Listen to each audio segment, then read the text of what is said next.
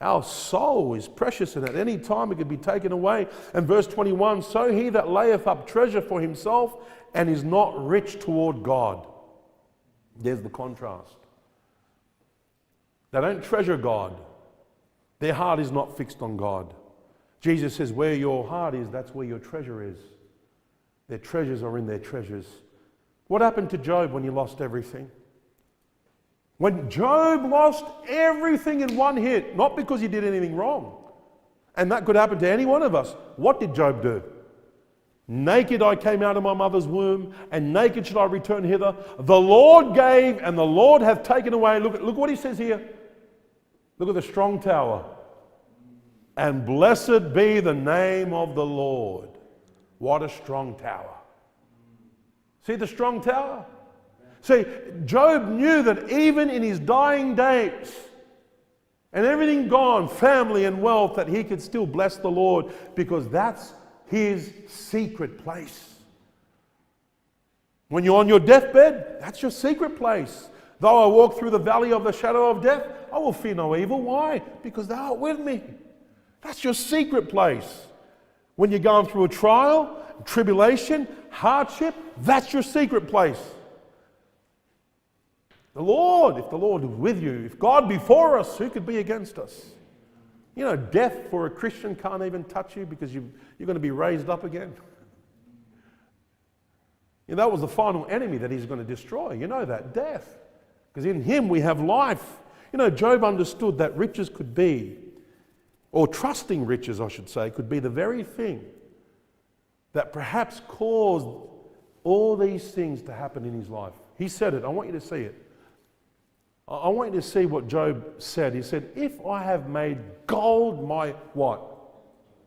You know, if you read that chapter, Job is going through all the different things that perhaps he was thinking about that could cause the loss that he found himself in. He didn't know that this was a test, or he was being tried to prove the devil wrong. Because the devil accused Job. You know what he said to God? The devil said, hey, you know, Job is only serving you because you blessed him. You take away his fortune, watch him curse to you in his face. And you know what? For the most part, in Job's generation, that's what happened. But Job didn't do that. He was the upright man in his day, feared God, eschewed evil, and God knew he would pass the test. But that was taking place. And listen, brethren, let me tell you this. That's what happens today. You see people, their life is going well, they'll come to church, they'll listen to the word. All of a sudden, tragedy hits. Where are they? They're gone. They blame God for it, but not Job. But he's going through all these different scenarios because he knew he was innocent. He couldn't understand why. And he's saying, if I have made gold my hope, or have said to find gold, thou art my confidence, if I rejoiced because my wealth was great and because my hand had gotten much. He's gone through all these scenarios, but he knew he didn't.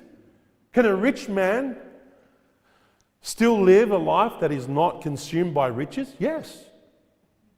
Yes. As a matter of fact, we see some rich man in the Bible serving the Lord. Joseph Arimathea was one of them. He bought the Lord a tomb where he was laid. He served the Lord with his riches. There's nothing wrong with those different things, but he was just like sensitive as can be.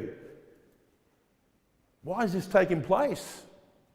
His friends were already charging him with some sort of sin that he had committed because he lost everything. By the way, losing everything doesn't necessarily mean that you'd fallen in sin. Let's be careful that we don't judge people because they're poor, or even judge people because they're rich. Let's be very careful that we don't play the judge.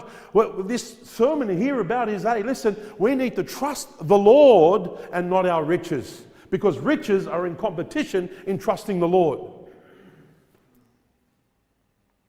Now I want you to see the hindrance to our hiding place.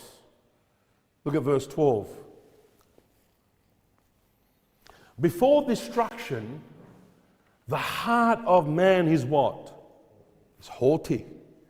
And before honor is humility. I think one of the greatest hindrances to trusting the Lord is pride. A rich man that trusts in his riches is a very prideful man.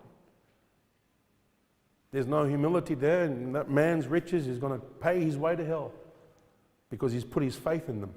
Pride says, I can. Humility says, I can't. God can. You can still be rich and say, I can't. God can.